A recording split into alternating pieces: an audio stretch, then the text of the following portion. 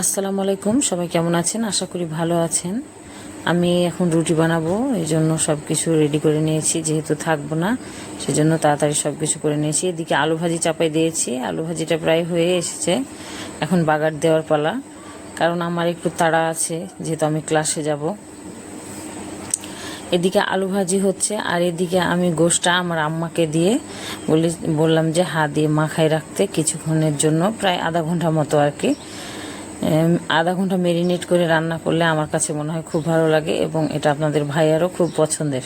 এই জন্য আমার আম্মা এটাকে মেরিনেট করে দিচ্ছে, আর আমি এইদিকে রুটি বানাচ্ছি।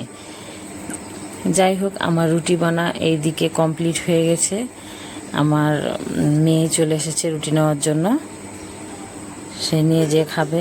আর এদিকে যেহেতু ভাজিটাও হয়ে গেছে, বাগার দিব, তাই পেঁয়াজ টিয়াজ ভেজে নিয়েছি। এই যে দিয়ে দিলাম।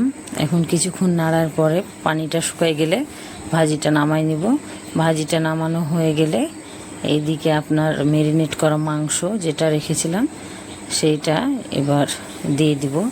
তেলটাকে একটু ভালো মতো করে গরম করলে নিচে কড়াইয়ের নিচে যেটা লেগে যায় আর কি, ধরে নেয়, সেটা আর ধরবে না। তাই অনেক গরম করে নিয়েছি, একদম হাই হিট দিয়ে নিয়েছি। এবার দিয়ে দিলাম মেরিনেট করা মাংসটুকু, ভালো করে নাড়াচাড়া করে কিছুক্ষণ কষাই নিব। তারপরে হালকা পানি দিয়ে চাপা দিয়ে দিব। এভাবে নাড়তে থাকতে হবে অনবরত। তেলের উপরে কিছুক্ষণ কষানি করলে মাংসের স্বাদটা অনেক বেড়ে যায় এবং ভালোই হয় রান্না। যা হোক, আলহামদুলিল্লাহ মোটামুটি রান্না করতে পারি, যেটুকু পারি আমার নিজের জন্য ঠিক আছে। কিছুক্ষণ নাড়াচাড়া করার পরে এই যে এরকম লুক এসেছে, দেখেন কি সুন্দর হয়েছে। এবার একটু পানি টানি দিয়ে চাপা দিয়ে দিব। এইদিকে মাংস চাপাই দিয়ে এখন একটু পোলাওয়ের জন্য চাউল নিয়ে নিচ্ছি। আমি সাধারণত পোলাওয়ের চাউল বোতলে সংরক্ষণ করি, কারণ তাহলে তাতে কোনো পোকা বা কোনো রকম সমস্যা হয় না, চাউল ভালো থাকে।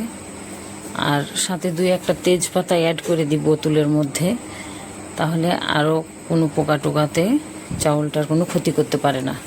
আর বেশি করে যেহেতু নেওয়া হয়, এজন্য আমি 1 লিটার বোতলে এভাবে চাউল সংরক্ষণ করি। আপনারা কে কীভাবে করেন অবশ্যই কমেন্টে জানাবেন। যেহেতু আমরা অল্প মানুষ, এজন্য অল্প পোলাও বানাবো, 2 গ্লাস মতো। চাউল ধুয়ে রেডি করে নিয়েছিলাম, এবার ভাজার জন্য চুলায় দিয়ে দিয়েছি।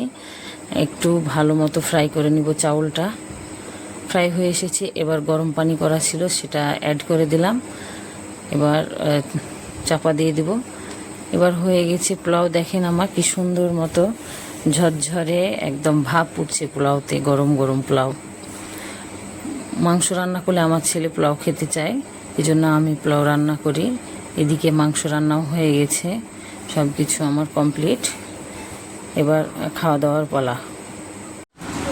আলু ভাজি করেছি, গরুর মাংস করেছি, এটা হচ্ছে সালাদ, এই যে লেবু আর শসা, এটা কালকের একটা ভাজি, কুমড়ো ভাজি ছিল, আর এটা হচ্ছে পোলাও, আর এটা হচ্ছে সাদা ভাত, আর সাথে আছে ঠান্ডা পানি আর কোক।